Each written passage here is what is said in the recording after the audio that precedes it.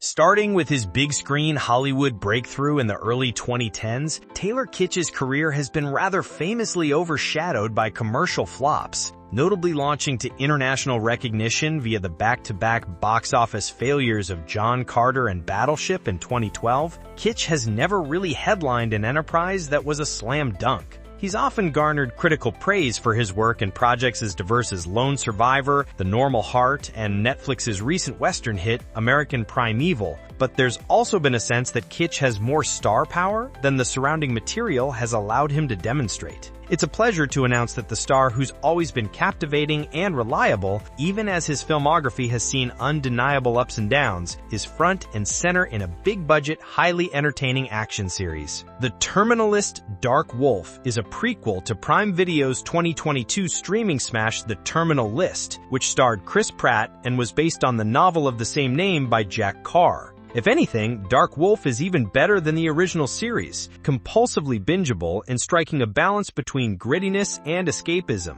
It's likely to please fans of the flagship series and fuel interest in further Terminal List installments. What is the Terminal List Dark Wolf about? The Terminal List Dark Wolf fleshes out the original series' supporting character, Kitsch's Ben Edwards, a Navy SEAL turned Chief Special Warfare Operator who's a long-standing colleague and classmate of Pratt's Lieutenant Commander James Reese. The action kicks off in 2015 during the team's deployment in Mosul. The crew is tracking an ISIS leader, and things go south in a major way when a hot-headed Edwards kills a CIA asset in cold blood.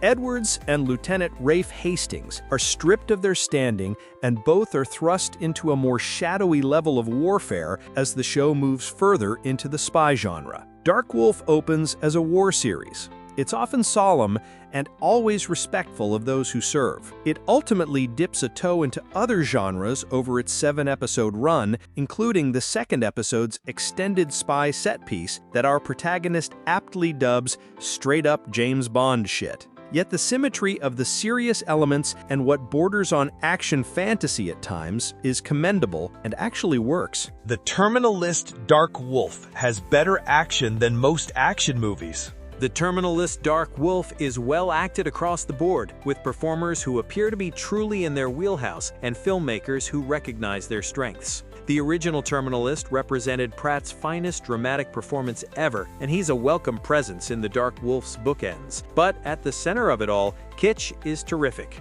As has always been the case, even in movies that didn't deserve him, he's an uncommonly interesting action presence with many contrasting qualities. He's a nimble physical presence, but he speaks in a growl that will fill any sound system. He looks like a movie star, but he's chameleonic. It's easy to sympathize with Edwards, but that doesn't make him less intimidating, and Kitsch is a great fit for this kind of anti-hero. Hopper is also impressive, a truly imposing, towering physical presence in contrast. The relationships between Edwards, Reese, and Hastings are also unpredictable, but never lose their authenticity. As was the case with the original series, the most underrated aspect of Dark Wolf is the female characters, who are well-defined, tough, and believable. Rona-Lee and Shiraz Sarfati often upstage all the other characters, as Mossad operatives Eliza Parash and Tal Verone, respectively. And Sarfati's close-quarters fight to the death against a would-be assailant is the series' most memorable and smallest-scale action sequence. The Terminal List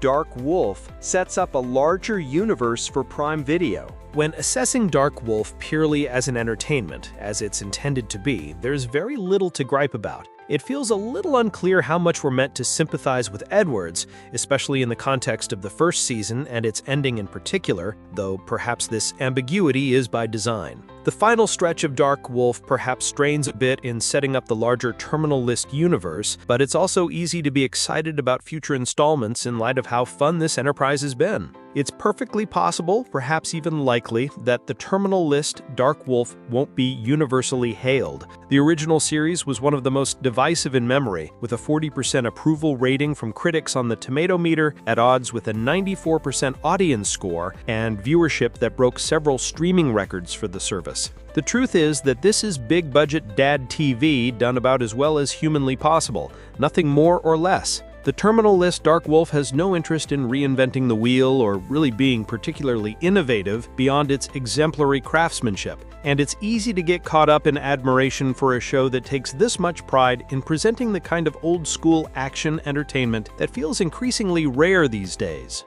The terminal list Dark Wolf is now streaming on Prime Video.